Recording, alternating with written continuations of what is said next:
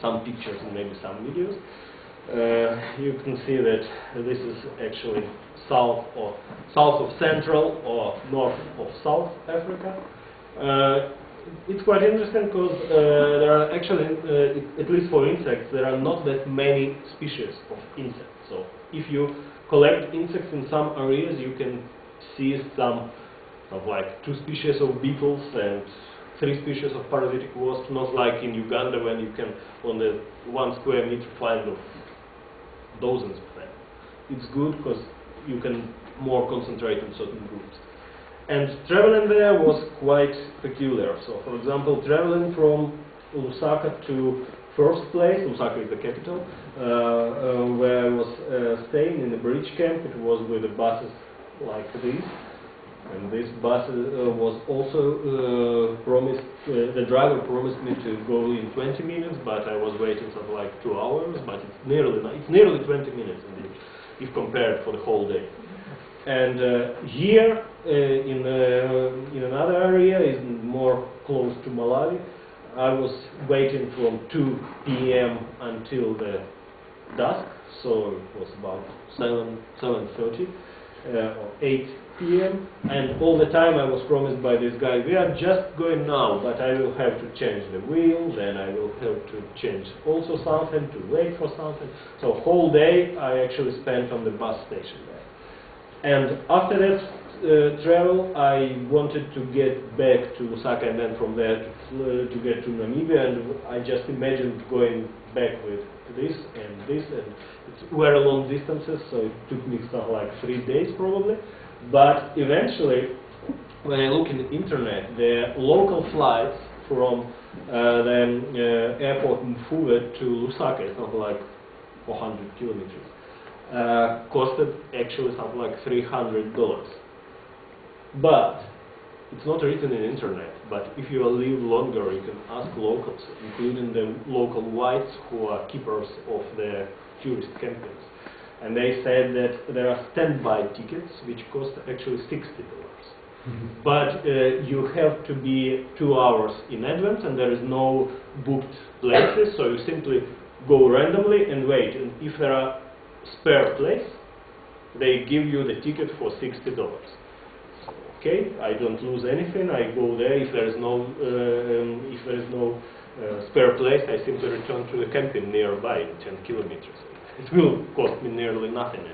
$60 is not $400.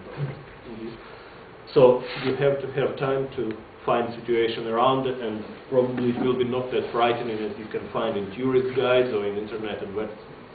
So I actually used this flight to go back from this remote national reserve back to capital and then went to Namibia. And this is the last travel in this autumn or in winter. It was quite good because I combined all the types of accommodation. So it was the first accommodation actually I booked by internet. It was a house, more or less good, but it was something like $35 per day. And sure, I was staying there just 2 days, and even second day because it was raining. And nevertheless, it was raining. I put my tent in the same camping, but there was a roof, so you can see probably from here, so it's pretty raining there. And when the rain stopped, I cooked on the open fire there, but I kept the logs under the polyethylene, so protected from the moisture.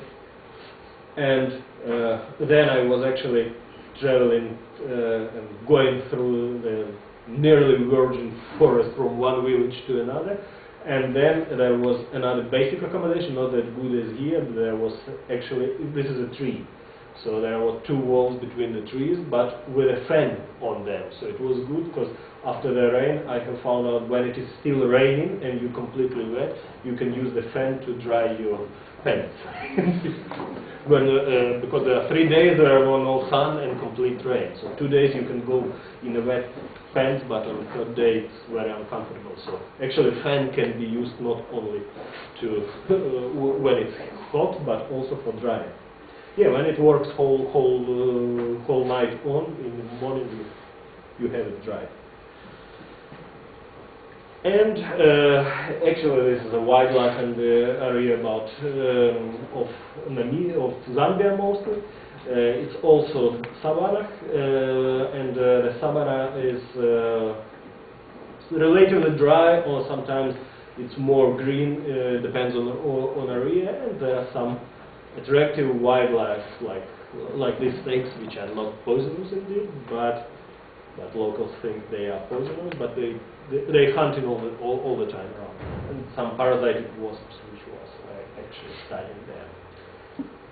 So we return to the main ideas which I expressed in the beginning. So before trips you think about vaccination, about plants, maps, and using Lonely Planet as a guide for all the local prices and roads and everything, all the local information. You think what you bring and what you don't bring, and how will you live, so you bring your tent and pots and whatsoever, and then where to travel and how much you are going to invest in your travel, and how much in your accommodation, how much in your food and whatsoever.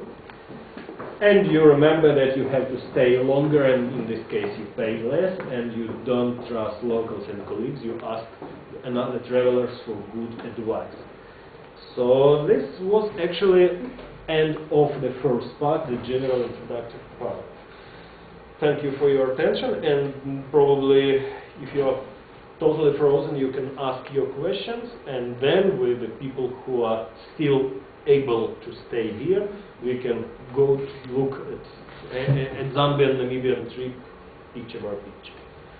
So now is the time of questions about traveling, about planning, about whatsoever.